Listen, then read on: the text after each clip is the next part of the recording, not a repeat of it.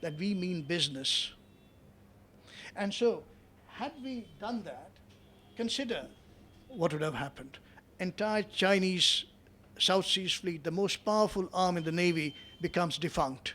They can't use it because of fear of the Vietnamese. And why do they fear the Vietnamese? Because in 1979, the Chinese deployed 22 group armies against Vietnam. 22 group armies against Vietnam. And they were given a bloody nose by the Vietnamese irregulars, not even the main army. The Vietnamese irregulars gave them a bloody nose. So they did the next best thing. They declared victory and got the hell out. That's the usual thing when very powerful countries go in and find they're going very hard. That's what happened to Vietnam, America in Vietnam. That's what happened to China in Vietnam. These are fighters. And I've said that if India does not have the guts or the stomach for fight, let's give the weapons to people who do. Isn't that a reasonable thing? That's a Cortelian axiom. Let your friends do the fighting for you. And motivated friends like Vietnam, who stand up to China, who have regularly stood up to China. Just an instance, 2 years back, INS Airavat, the sea assault ship of the Indian Navy, we carried airborne, the amphibious ship, Airavat, was on a coastal patrol in the South China Sea, off the north of the central coast. And the captain, he docked into Nha Trang, the base where we are stationed. They have given us the base for use. And the captain was taken with great ceremony by the Vietnamese chief of staff or the force commander there to garland a statue. Now, the INS Airavat commander didn't know who he was garlanding. Now, he was told by the Vietnamese that he was the great general who beat the Chinese invasion in 13th century. This is the kind of historical memory that countries like Vietnam nurse. They keep alive. We have no sense of humiliation. Indians have no sense of humiliation. Chinese have a sense of humiliation. Their century of humiliation. They keep saying that we have to ensure it never happens again, and that there has to be a payback from the West for the century of humiliation that they imposed on China. But has any Indian politician, has any Indian ever, since independence, talked of humiliation of centuries of colonization? We feel no shame. If you feel no shame, you have no self-respect. If you have no self-respect, there is no self-interest. If there is no self-interest, where is the interest to protect? See the logic of it? These are very serious matters.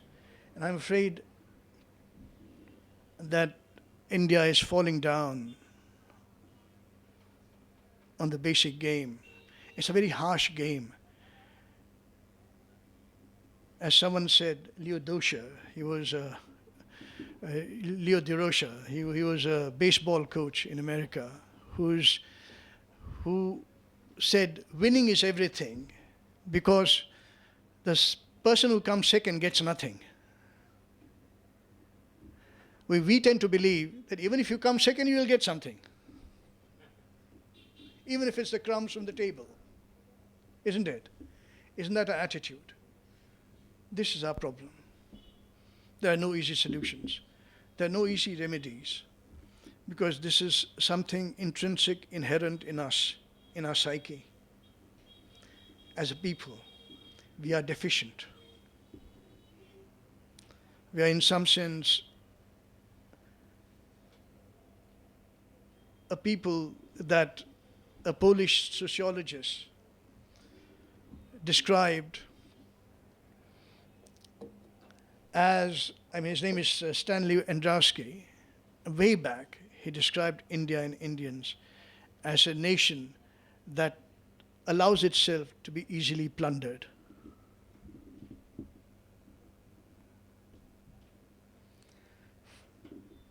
For that, where's the remedy? It is such a grave problem of a whole nation. And it's precisely because we do not think of the national interest. We think of here, today, and the present. We do not think of the future, even less remember the past. And this is where I think we really will end up suffering a whole lot. Because if India is what it is today, it may not be what it is today 50 years from now, given our attitude to our own security. We'll inch by inch lose territory, inch by inch lose maritime space, inch by inch lose the sources of natural resources, oil, water, until you are bereft of virtually all resources that make a great nation. And that's the greatest irony, that India has all the building blocks to become a great power. But we are unable to summon the will, the political will, and therefore we do not have a strategy. We don't have a vision for ourselves, like the Chinese have of Zhangguo, the central kingdom. We therefore don't have a strategy. Therefore there's no game plan. And therefore there's no policies that are coherent. Just I'll end on this note as to how the Chinese look at the long sight, the long view. They began building the Great Wall of China that can be seen from the moon, the only man-made structure that can be seen from the moon from high space, deep space. They began building it in 7th century BC. 7th century BC. The 5,500 mile long wall was begun building. The building of it began in 7th century BC. But the acme of its construction, when the construction was at its most intense, was in 14th century, in the time of the Ming dynasty. In the years 1388 to 1644, the Ming dynasty. In other words, the Chinese people, the Chinese government had nursed the notion of protecting themselves as territorial defense wall. You might think it archaic in the present day technological terms. But in those days, from 7th century BC to the 14th century Ming dynasty, when the wall was completely built up, they maintained that vision, that notion of self-interest, that resolution to deploy resources, financial manpower.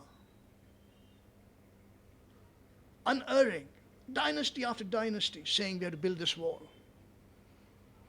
The singularity of purpose. Now this country is our main challenge. How well do you think we'll be able to handle it? It's a very serious question.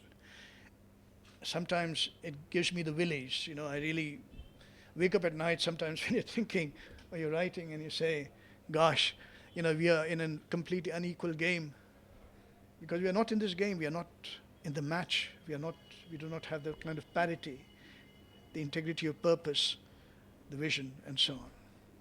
I'm sorry I sound so bleak, but I thought that I should be as candid as I can be within my sights. But I really appreciate the Bharatiya Vidya Bhavan giving me an opportunity to talk and for me to deliver the 6th Memorial P.A.Ramakrishnan lecture. Thank you very much. Thank you, sir. Thank you for your...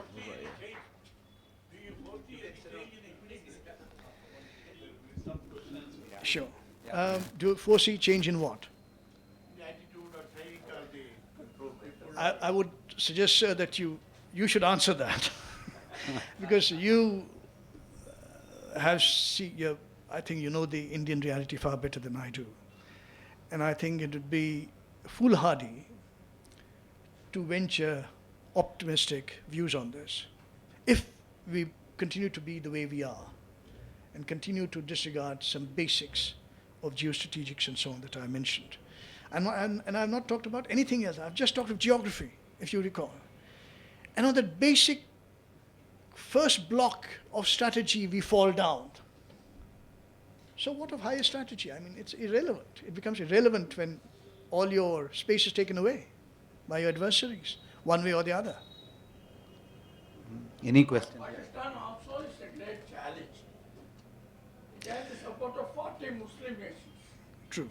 And for them, religion is the biggest armory. So the danger is more from Pakistan than from China.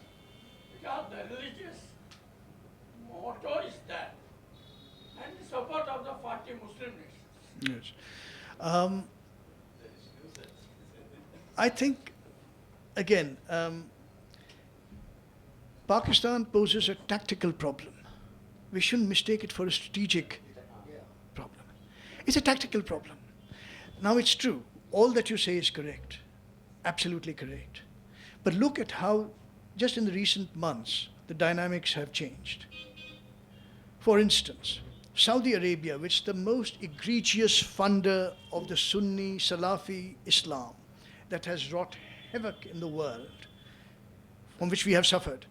Kerala, the most harmonious state at one time, communally harmonious state, has been radicalized to the extent it has been. I mean, yet that Saudi Arabia is now siding with Israel to contain ISIS. Why? Because the same rulers, the Saud family who rules in Riyadh, recognize that ISIS poses a danger to them and their rule of and their control of the oil resources, which, by the way, is not going to last beyond the next 60 years. The more you take out, it's going to come down to 40, 47 years. They don't have that much time. Therefore, they're squirreling away all the monies into Switzerland and Cayman Islands and offshore accounts to get the hell out of Saudi Arabia. But until then, they still have to survive. And they're now joining with Israel, the United States, to corral ISIS. So, by the way, Pakistan is in a more difficult situation. While it's quite true that they have the Lashkar-e-Taiba and so on. And I've always said, not only half jokingly, and I said it in official forums as well, that Pakistan seems to be a better practitioner of the Kautilyan Kutayuddha, covert warfare, isn't it? They seem to be far better at it. As I said, we are the same legatees of Kautilya, whether Pakistan is in, we are the same history. Kautilya and Chanakya is as much Pakistani as Indian, I assume. But they have imbibed the Kautilyan logic that you have to use asymmetric means of warfare against a more powerful enemy. So they're never going to challenge you on the battlefield in our armies, and that's what we are prepared for, the Indian army going out there with 3 strike corps and so on and so forth. As I've always said, it is misuse of resources to have so many mechanized and armored forces. They're of no use. What you have to counter the Kutayuddha, covert warfare, is with counter Kutayuddha, which we may be doing, I don't know. Yeah. But my point is, that's the way to go. And Lashkar-e-Taiba, what I have not understood, and I've written this in my op-eds and so on, what stops us from doing what other countries do, like Israel does routinely, that America does routinely? They call it Special Operations Executive.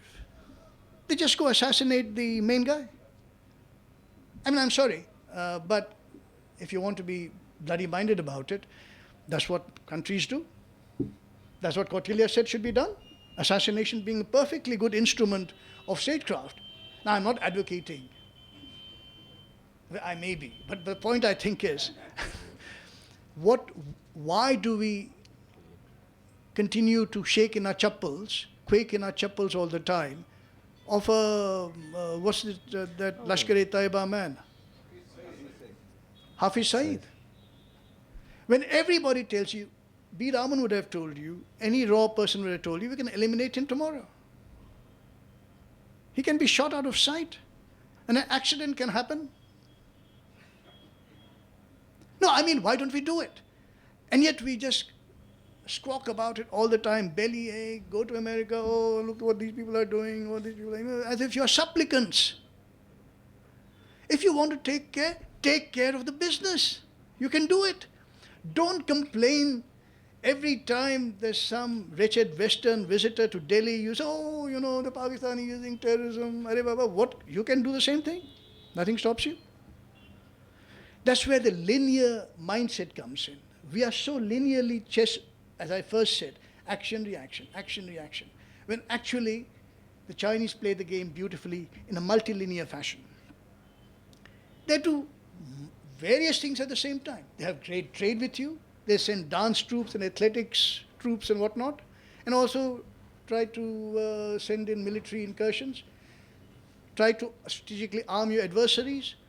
Try to discomfit you in every which way. Why can't we do the same? We have to have a more sophisticated notion of what strategy is than a straight line strategy. Oh, someone is an adversary. Oh, someone is a friend. Some of the worst enemies are your friends. I see no greater threat to India's energy independence than America. No greater threat. It's not China. It's not Pakistan, for God's sake. Pakistan is nothing. It is America. Why? With the nuclear deal. And yet Manmohan Singh went there and he was feted and, slapped on his back, and he came back beaming back to Delhi like a servant boy. But the point is this. Look, are people aware of what the nuclear deal is about? There were just a few of us, handful of us, who opposed the nuclear deal, bell, line and sinker, from the very first moment. And we were right. Because now it turns out, and of course, BJP was helpful when it was in the opposition. I don't know what's happening now, but we got the liability bill through. So that thing is blockaded now. That blocked. The nuclear deal is blocked. But for us to have strategic parity with China, we'll have to test again, because we cannot thermonuclearly match up with the Chinese arsenal. Because our thermonuclear device that was tested in 1998 was a fizzle, a dud. We may have worked on it through computer software, speculating on what went wrong and trying to correct it and so on. But until we test again, we'll never know. And until we test again, we will never have a credible thermonuclear weapon. And yet, we claim and declare to the world that we are a thermonuclear weapons power. That we have a 275 kiloton yield weapon. We broadcast it to the world. What credibility do we have? Chinese, I'm sure, they're going to call your bluff, because their standard issue weapon, warhead, is a 3.3 megaton, 3.3 million tons of TNT equivalent on each warhead. The only proven nuclear warhead in the Indian armory is the 20 kiloton, 20,000 tons of TNT versus 3.3 million tons standard issue warhead. What are we talking about? We seem not even to be aware of these aspects. People in government seem not to be aware. This is the tragedy. But I think I don't want to sound too pessimistic. No wonder they were aptly named you as Bharat. Bharat is you, Mr. Karnad. Welcome. And we overjoyed, though it's a holiday season, we really overjoyed your lecture. The issue is about UNSC. How relevant is entry into Security Council? And who is our best friend? Is Israel, or who could help us? Of course, Putin, I don't know. We don't know. So once again, we hope that you will come here for Diwali as well, Pongal. Thank you. No, I was in Israel 2 summers back, and I met with people in government there. I think at the highest levels. And the